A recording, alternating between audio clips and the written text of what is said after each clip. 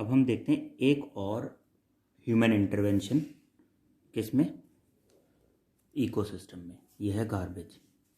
Garbage जो भी कुछ लेफ्ट ओवर हमारे घर में बचता है, जो भी कूड़ा करकट कबाड़ जो भी कुछ है, ठीक है, प्लास्टिक हो, पेपर हो, वुड हो, मेटल हो, रैग्स हो, रैग्स मतलब फटे पुराने कपड़े जो होते हैं, ठीक है, वो सब कुछ क्या है, ये गार्बेज है।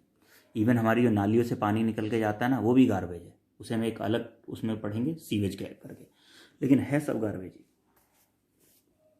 द हाउस होल्ड वेस्ट और रबिश इज कॉल्ड गार्बेज, ठीक है।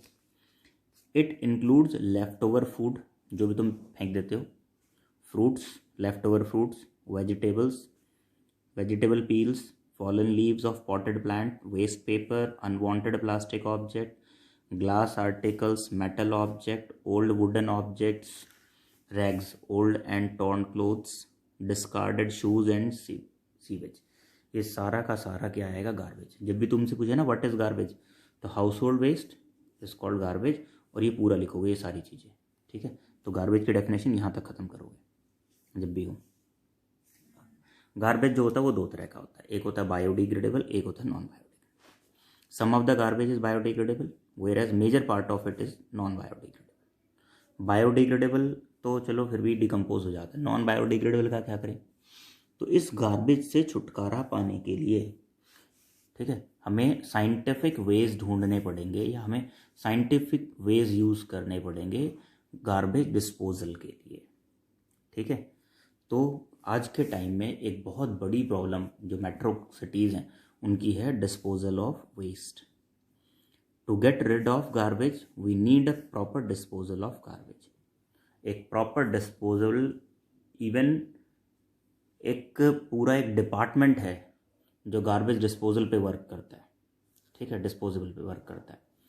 तो ये देखना पड़ेगा हमें, कहते हैं हम गार्बेज को कैसे कैसे डिस्पोज कर सकते हैं। अभी नए नए तरीके ढूंढे जा रहे हैं और नए तरीके आ रहे हैं। जो गार्बेज है उसे रीयूज़ करने की बातें चल रही हैं। जो बड़े बड़े डंप लग गए हैं मेट्रो सिटीज़ में, उन्हें वापस उठा के वहाँ से रखते हैं, सड़कें बनाई जा रही हैं। बहुत सारी लैंड फिलिंग के लिए यूज़ हो रहा है और किसी काम के लिए यूज़ हो रहा है। तो हम आज यहाँ पे वही डिस्कस करेंगे, disposal of waste. Disposal of waste से मतलब होता है to get rid of waste या to get rid of garbage. It means to get rid of waste in a sustainable way. इस तरह से हम गार्बेज को डिस्पोज करें कि एनवायरनमेंट को नुकसान ना हो, हमारे आस पड़ोस को नुकसान ना हो। ऐसा नहीं है कि हमारे घर में इतना कचरा था, पन्नी में बांधा, ठीक है, और जब देखा कोई नहीं देख रहा तो पड़ोसी के घर में फेंक दिया, या पड़ोस में प्लॉट पड़ा हुआ उसमें फेंक दिया। नहीं, आजकल बहुत चालाक लोग बाग, ठीक है। तुमने क्या किया, पन्नी में कचरा बांधा और पड़ोस वाले प्लॉट में फेंक दिया, और पड़ोसी ने तुम्हें देख लिया और वही पन्नी उठा के ना तुम्हारे घर में फेंक दी और खोल के फेंक दी। अब क्या होगा, धूम धूम धड़म धड़ैया रे। नहीं, सुबह निकलते पिटैया रे। घर से बाहर निकलते धर थप्पड़ बज गए। क्यों बज गए भाई साहब, डिस्पोज अच्छे से नहीं हुआ था। नहीं, तो ध्यान रखना पड़ेगा। पहले सीसीटीवी कैमरे लगा के चारों तरफ देखो कोई देख तो नहीं रहा, फिर चुपके से फेंक के अंदर घुस जाओ। नहीं, और ऐसे फेंको जैसे लगे कि दूसरे वाले पड़ोसी ने फेंका। नहीं, ऐसे नहीं करना है, मर जाओगे पकड़, कोई मारेगा पकड़ के। तो मोड ऑफ वेस्ट डिस्पोजल्स, अभी हम कुछ मोड्स पढ़ेंगे। पहला है रीसाइक्लिंग। कुछ ये प्रैक्टिस हमारी मदर बहुत अच्छे से करती हैं। हमारे घर में जो भी प्लास्टिक का पेपर वगैरह है उसे अलग एक बकेट में या फिर एक डब्बे में या कहीं स्टोर करके रख लेते हैं, जब कबाड़ी वाला आता है उसे बेच देते हैं। तो रीसाइक्लिंग के लिए यूज़ होता है। प्रिपरेशन ऑफ कंपोस्ट, जो भी बायोडिग्रेडेबल सब्सटेंस है उसे हम अलग रख लेते हैं। जैसे हमारे घर में जो उसके लेफ़्ट ओवर वो है, हमारे पास फूड है या फ्रूट है, वेजिटेबल्स के पील्स हैं, उन्हें तो हम गाय को खिला देते हैं। जो ऐसी चीज़ें हैं जो गाय वगैरह नहीं खाती हैं, उन्हें हम क्या करते हैं, एक ड्रम में स्टोर करके रख लेते हैं और उससे क्या होता है, खाद बना लेते हैं, ठीक है। और वो फिर खाद हम क्या है, गमलों में डाल देते हैं।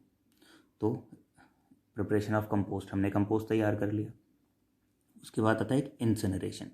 कुछ ऐसी चीज़ें हैं जो बायोडिग्रेडेबल नहीं हैं, रिसाइक्लेबल नहीं है, तो उन्हें बहुत ज़्यादा टेम्परेचर में इंसिनरेट कर देते, फूंक देते हैं। जैसे तुम्हारे घरों में जो कुरकुरे वगैरह के रैपर्स आते हैं ना, ये पैकेट जो आते हैं उनके जो रैपर्स होते हैं, इनसे निजात पाने का सबसे अच्छा तरीका होता है इंसिनरेशन। सिंगापुर में इंसिनरेटर्स हैं बड़े बड़े, वहाँ क्या करते हैं, बहुत ज़्यादा टेम्परेचर में इन्हें फूंक देते हैं, जब बहुत ज़्यादा टेम्परेचर होता है तो उससे हार्मफुल गैसेस भी कम निकलती हैं। क्यों? क्योंकि इनकम्प्लीट कंबशन नहीं होता, कंप्लीट कंबशन होता है। ठीक है। एक होता है लैंडफिल। बहुत ये कई बार अगर अच्छे तरीके से ना किया जाए तो नुकसान देता है बहुत ज़्यादा। कुछ एरियाज़ में देखा होगा ऐसे ला के ना म्यूनिसिपल कॉर्पोरेशन वाले कचरा पलटते रहते हैं। ठीक है। अब कचरा पलटते हैं तो सारे में मक्खियाँ ही मक्खियाँ, मच्छर ही मच्छर हो जाते हैं, बदबू हो जाती है। ठीक है। तो एक्चुअल में तरीका वो नहीं है, तरीका कुछ और है, जब मैं आगे डिस्कस करूँगा तो बताऊँगा। नेक्स्ट है सीवेज ट्रीटमेंट। जितनी भी फैक्ट्रीज़ हैं, ठीक है, इनसे जो पानी निकलता है वो सब आफ्टर ट्रीटमेंट निकलना चाहिए।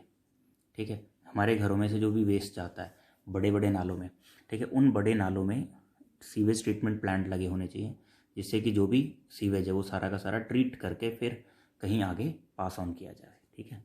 आगे पढ़ेंगे नहीं।